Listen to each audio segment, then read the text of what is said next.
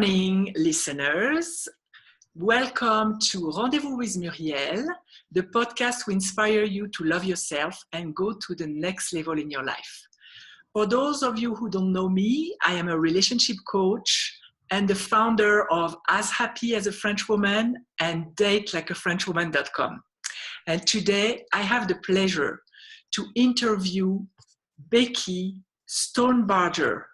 I hope I'm not butchering her name. I'm going to confirm that in just 1 second.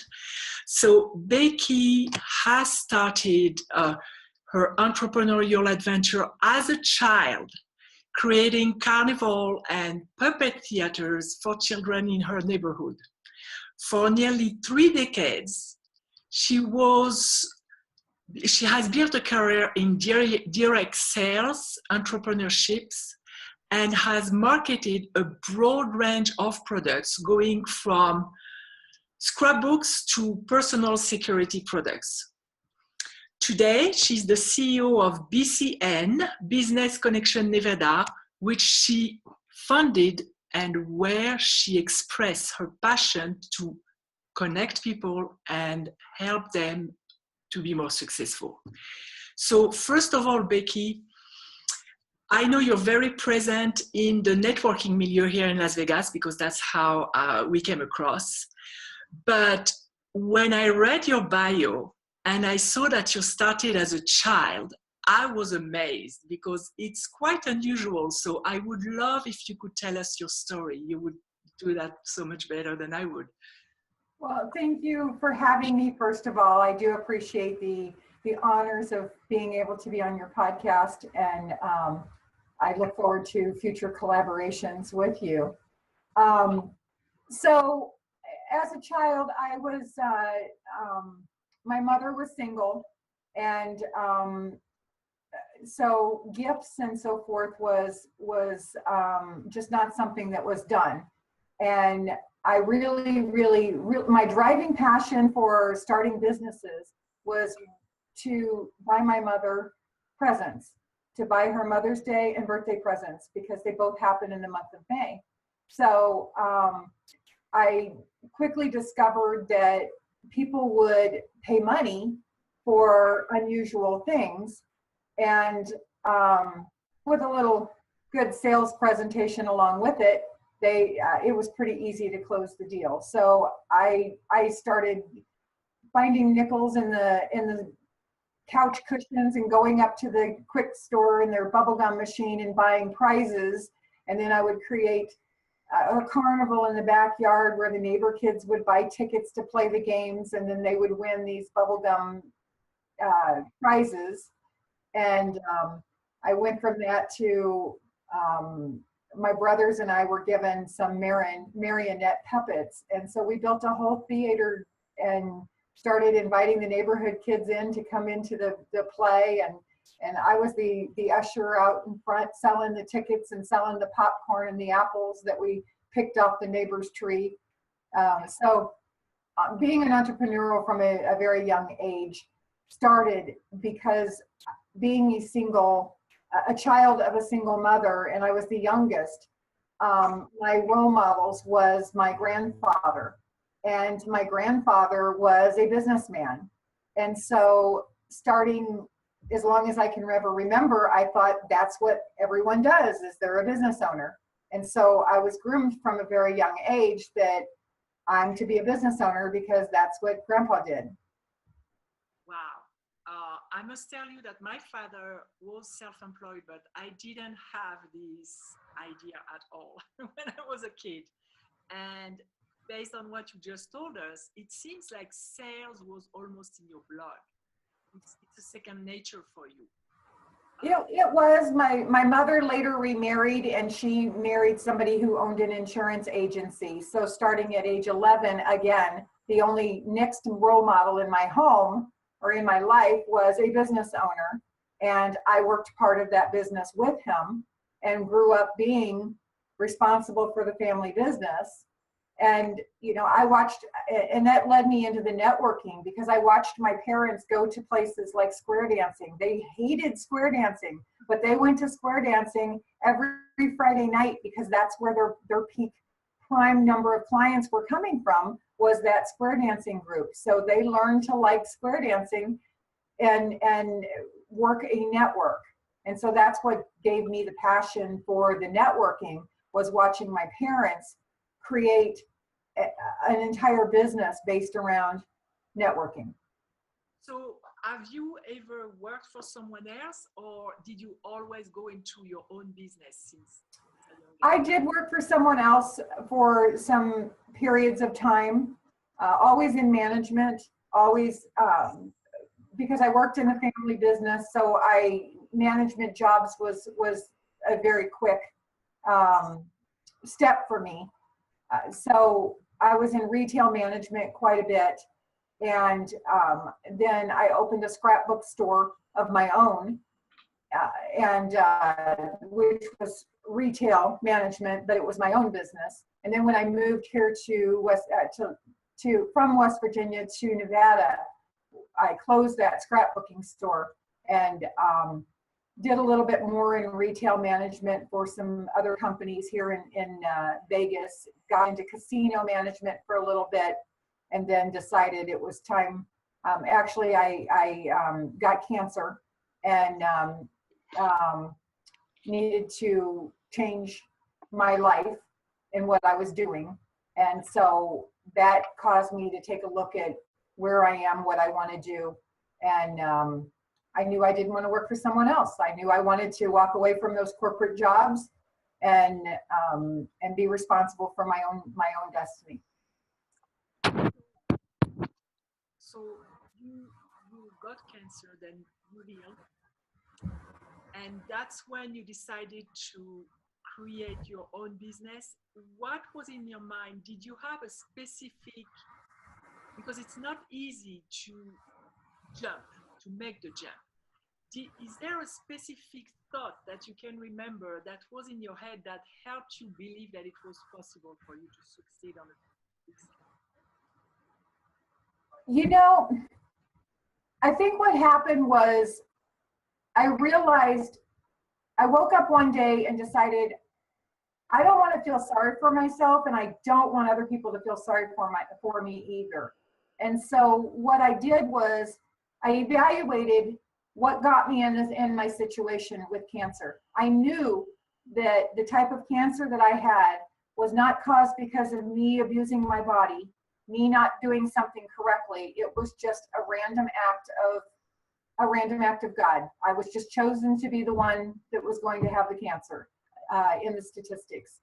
And once I wrapped my head around that I didn't do anything to cause it, and there wasn't anything I could do other than follow the doctor's advice to change it, I quickly accepted that after the diagnosis. And I have to back up a little bit, because I've had I've had cancer 3 times, 2 different types. So the one that I spoke about a little bit earlier, I was in the feel sorry for myself mode. I was overweight. I was lazy. And so when the second type of cancer came, I knew that I didn't want that life again. At the same time, as a double whammy, the first one returned. So I ended up with 2 at the same time, and it got to the point where I had 6 months left to live. That motivated me there to do something. That motivated me to lose 125 pounds, 50 pounds in that period of time.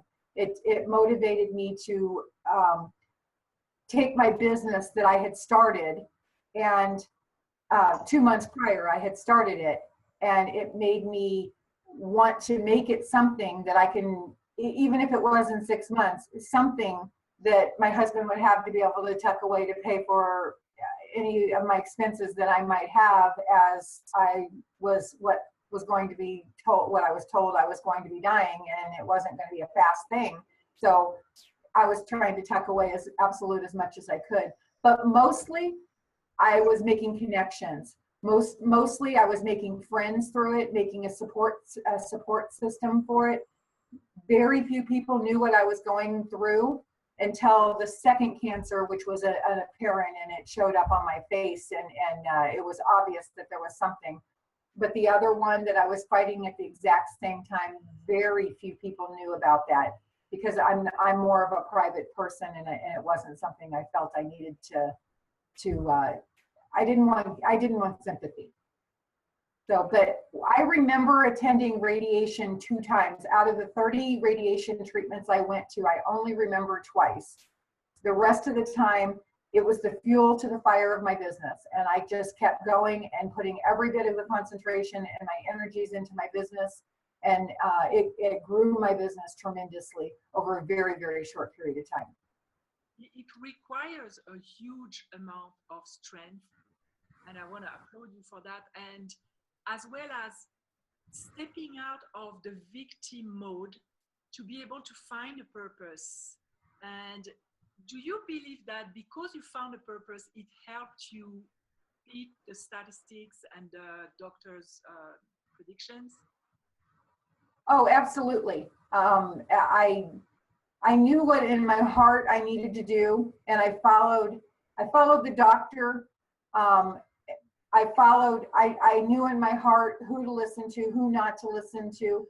I really, really, really just trusted in my faith that I was making the right decisions.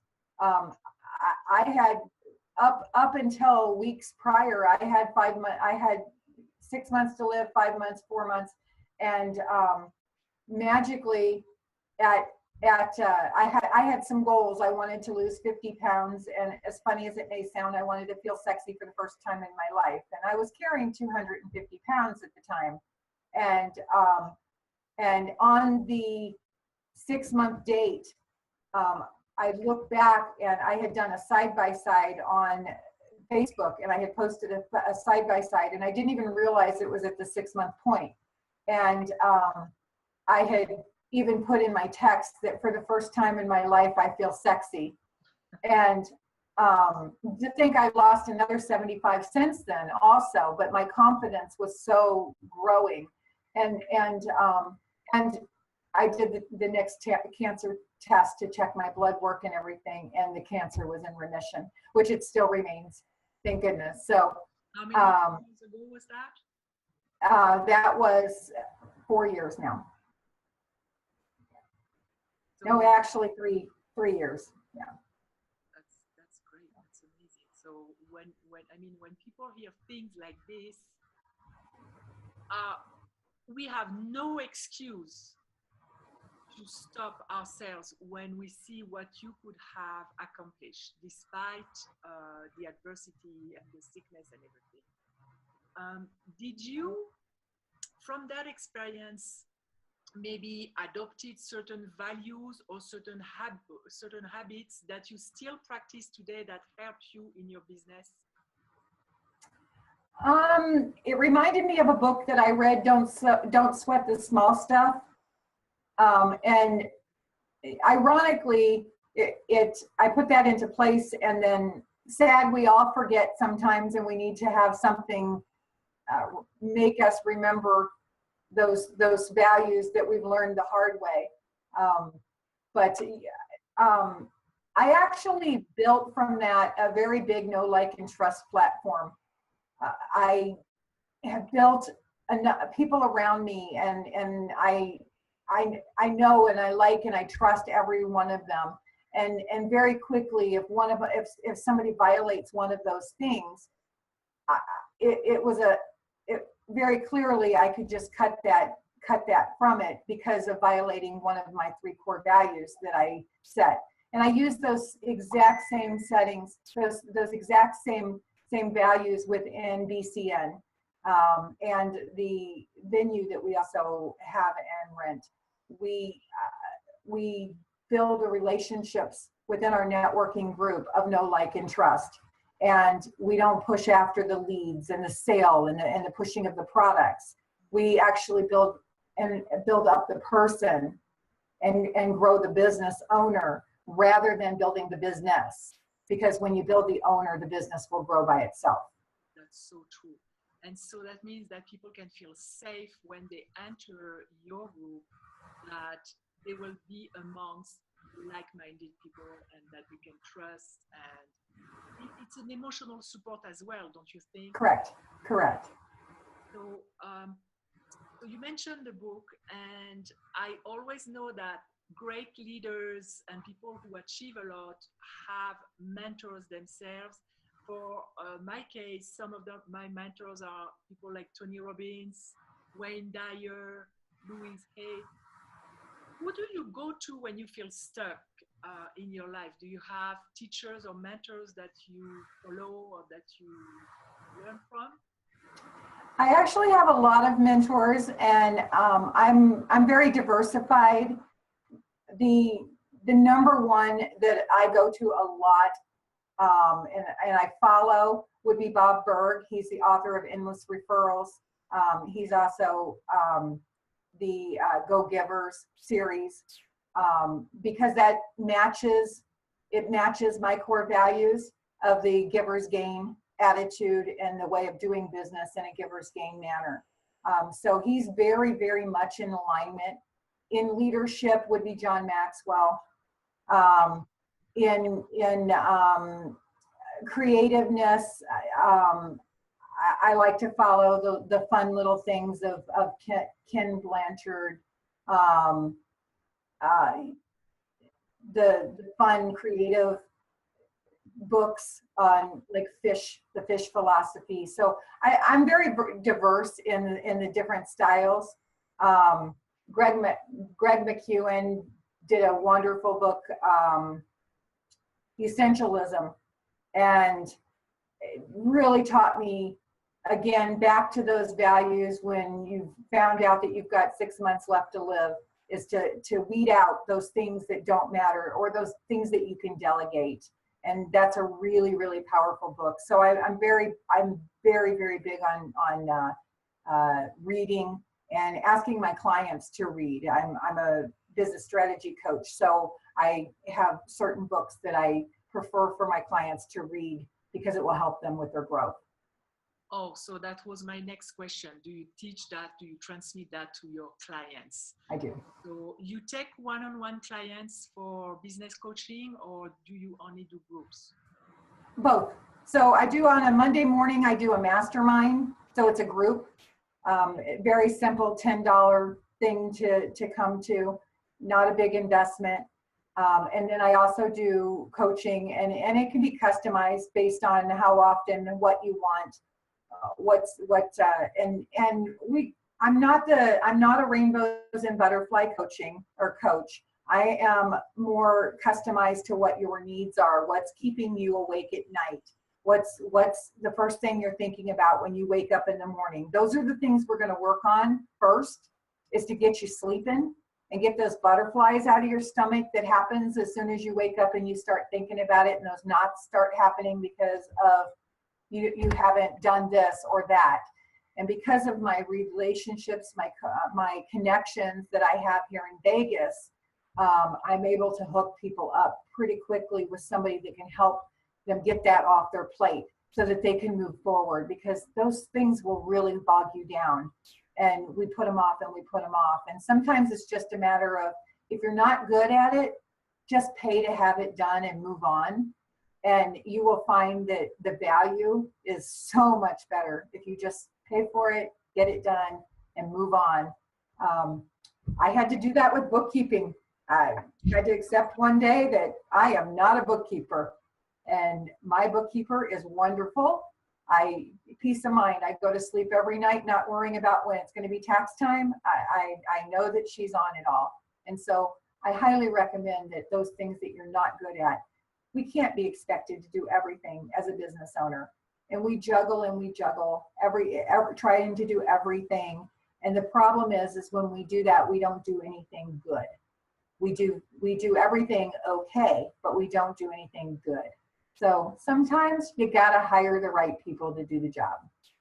That's so true. And on an energy level, because I work a lot with energy in my coaching, when you are overwhelmed, it can be felt and it pushes people away. So that's completely true. And then you can't excel at what you usually excel at. So that's such Absolutely. advice. Absolutely. And your clients see it. If you're stressed out about something, your clients see it. It comes across even when you're making a sales call. It makes you sound desperate.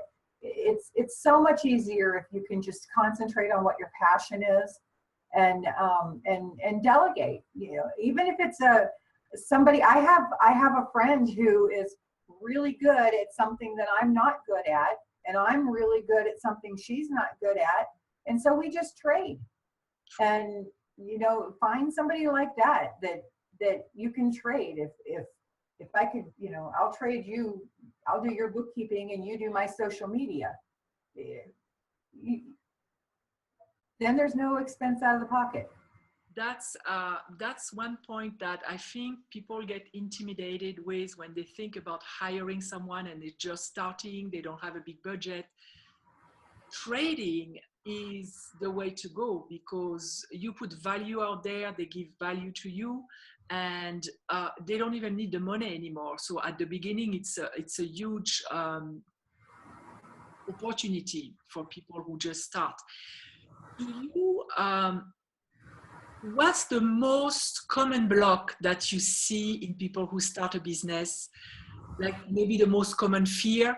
I know that I used to be very intimidated by networking, and until I realized that it's just connecting, and I love connecting. I love people. So what's the major block that you notice with your clients and with the people that you help? Honestly, not having some sort of a marketing budget, thinking that they're going to start a business with no money and that they're going to gain the referrals. Las Vegas especially is huge. It's about who you know, like, and trust. People will do business with people they know, like, and trust. That's a quote right from Bob Berg. And you've got to spend money to make money. And too often businesses will start a business, and no matter what kind of business they are, and they don't want to spend any money at all on their marketing, and they try to do everything on their own, like we just talked about. So they're trying to juggle every single bit of it on their own, and that's where they fail, is that they did not have a good, concise marketing plan and budget to match it. Okay, to keep that in mind. And so I know you said, you told us your story, but do you have one mantra that you always use when you get to a point where the fear is too strong? Because I know that I use affirmations. Do you use this kind of tools, or do you have other ways? It may sound silly, but it got me through pushing both of my children on childbirth, and it's gotten me through cancer, and it's gotten me through business, and it's this too shall pass. Amazing. Yeah. So do the best that you're able to do, because it's going to pass very quickly, and you'll have another decision to make soon. So true. And I know that when you are fighting with some kind of thing in your body, that's a huge one, to be able to think about that and to know that one day it will pass, because it helps the healing. Being successful at business, you said, requires some effort and to put the professional, like to get the professional help that you need. But sometimes it's also about being at the right place at the right time, meeting the right person. Did it happen to you in your business? Nope. My business has been, I'm not blessed to have somebody in my family that is a web person or a graphic designer or a bookkeeper or any type of professional services that could help with my business and its growth. My business is totally grown organically with my two hands. And we're 5 years old, or almost 5 years old in June next month. And but I will say that I know a lot of people that it has been right place at the right time. Many people that I've connected, so they've been in the right place at the right time because I've made that connection for them. I just had one of my coaching clients that just came off of a tour. She was going from total poor house, not knowing how she was going to pay the bills and keep her 5 children with a roof over their head and food in their stomach, connected her with the right person. She just came off of a huge music tour, and she's set up pretty darn nice now for her and her kids. Wow. And so do I believe that the right place, the right time is important, imperative, and can actually happen? You bet. It happens on a daily basis. Did it happen for me? Sadly, it didn't. I started my business shortly after moving here to Las Vegas, so so there wasn't a lot of already. I was learning the whole town myself at the same time, plus dealing with cancer. So, no, that's huge. I noticed some fluctuation in the sound, so it's still okay, but I don't know why. And now I would like to ask you about my favorite subject, and one that I really emphasize in my coaching, self-love. What is your definition of self-love? My definition of self-love, that's a great question.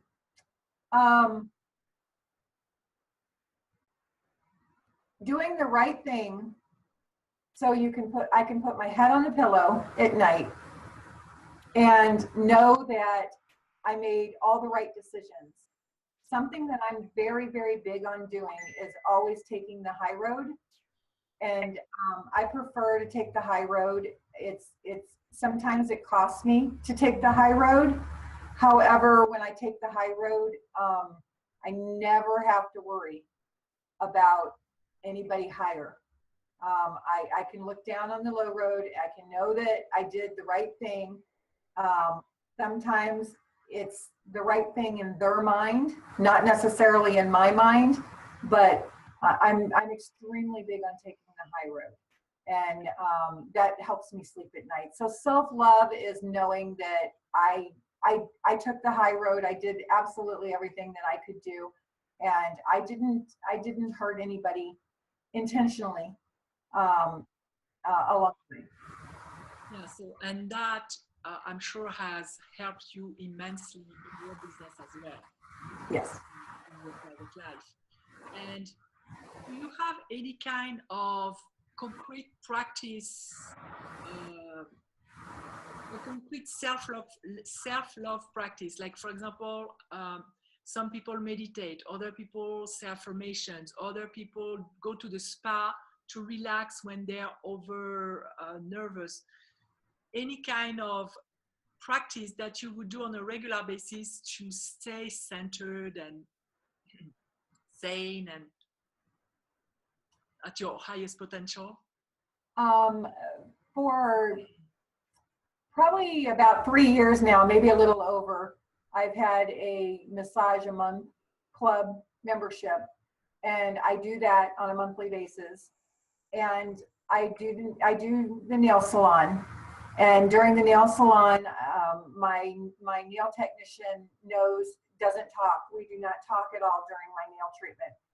It's total silence, because I completely just try to zone out and just think about my own self and my own needs, and during that time, and try to keep business pushed away from my mind. So mine is pampering. When wanting to lose weight caused me to stop celebrating with food. So instead, when I would make my milestones or celebrate a success of my husband or myself and so forth, instead of let's go out to eat, I use getting my nails done, or getting my hair done, or going and getting a massage, depending on the level of celebration. And so I continue doing that. I continue to maintain that self-awareness for taking care of myself. Yes, yes. Yeah. And I know that self-love is so vague to most of the people, and they don't even know where to start. So that's one way, or actually several ways. And I noticed that you said that you don't think about business. So you also try to compartmentalize and have moments when you're not on business mode and it's only you and your family, correct? I would like to sit here and say, absolutely. Most of the time. Yeah, there is no perfection. Yeah, I struggle with keeping business out.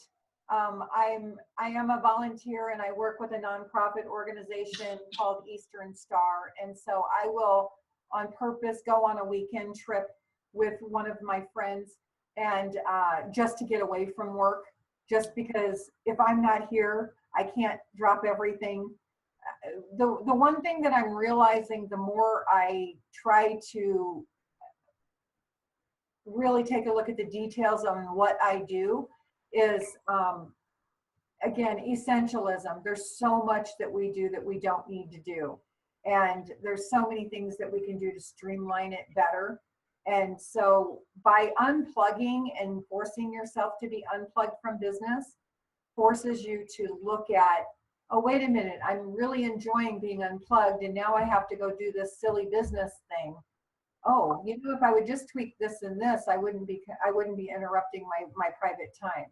So if you use it as a lesson and try to notice when the business creeps into your personal time, and what could you do to tweak it to keep that from happening the next time. I highly recommend for people to try to do that. When I'm coaching with clients, I'm worried about their sleep. I'm worried about their personal time, and that how business does creep into that. But of course, my concentration is their business with my clients. But they do need to maintain the keeping the business within certain parameters. So like developing awareness and resourcefulness so that they can have a higher quality of life. Right. I mean, in my case, one of something that interrupts a lot of my personal time is people calling me saying, hey, can I have this phone number? Or sending me messages and text messages. Can I have the phone number of such and such or such and such? I know we have a directory on our website. So my standard, after about 3 times of telling somebody, I'm busy at the moment, however, you can get that right now at bcn-nv.com. They will then know that that's my standard speech, my standard instructions. So then they will stop interrupting that personal time of mine and use the resources that are already there at their hands. Many times that's where leaders go wrong, is that they don't understand that as a leader, it's not our job to give all the information. It's our job to arm them with where to get the information. And so when we stop pulling back and giving all the information, instead teach them where that resource is, and we're consistent with that, it usually takes 3 times. Once the 3rd time you say, did you check this resource? Then they know that's what you're going to tell them, so they're not going to call again about that issue. So when they are calling, then you're able to give them your undivided attention, because they already know that this isn't something, I've already checked my resources and I don't know where this answer is. So you know that person has already been groomed to use the resources. But we as leaders fail so much. We waste so much time because we don't teach where the resources are. We teach the answers and not the resources. It's the concept of teaching them how to fish instead of... Absolutely. Absolutely. Yeah. But I would rather teach them how to hunt, because a hunt, you have a specific target.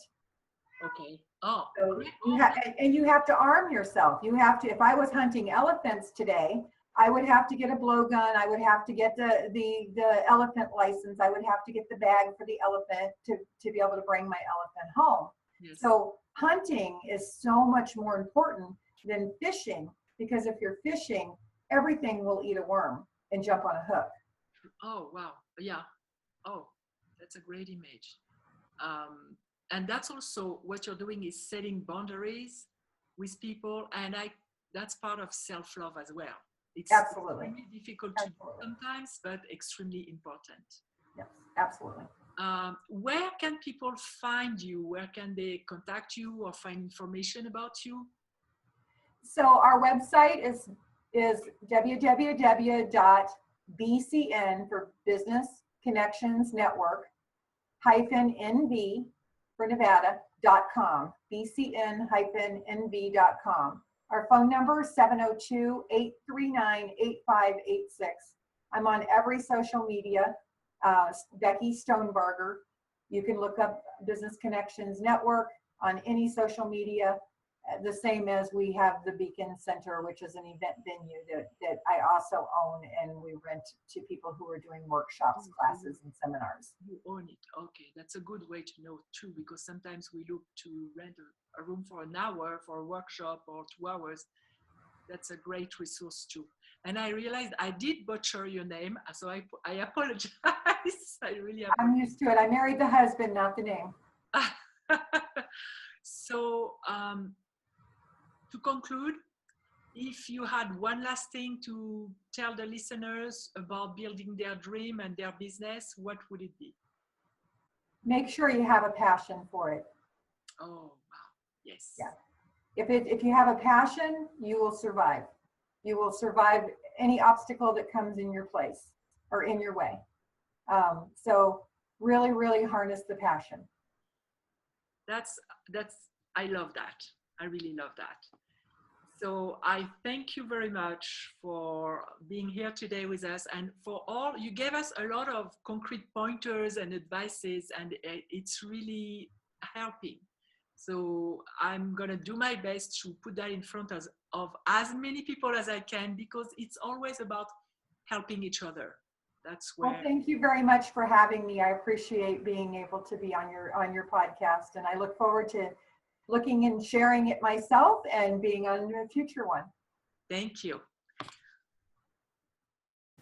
For questions or to apply for an interview, visit datelikeafrenchwoman.com.